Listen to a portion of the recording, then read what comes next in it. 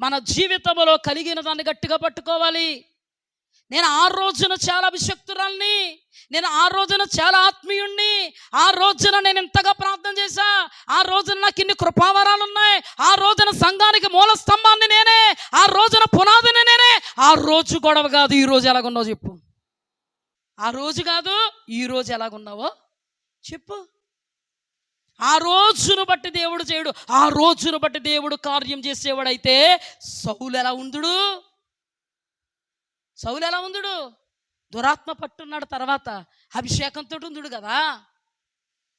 దేవుని అభిషేకము కోల్పోయి దురాత్మ చేత ఎందుకు వేరిపింపబడుతున్నాడు? ఎందుకు వేరిపింపబడుతున్నాడు?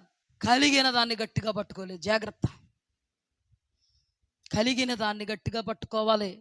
దేవుడు ఏ మార్గంలో నడిపిస్తున్నా, నువ్వు చచ్చే వరకు నీకు సహవాసం కావాలి, నువ్వు చచ్చే వరకు నీకు దేవుని వాక్యం కావాలి.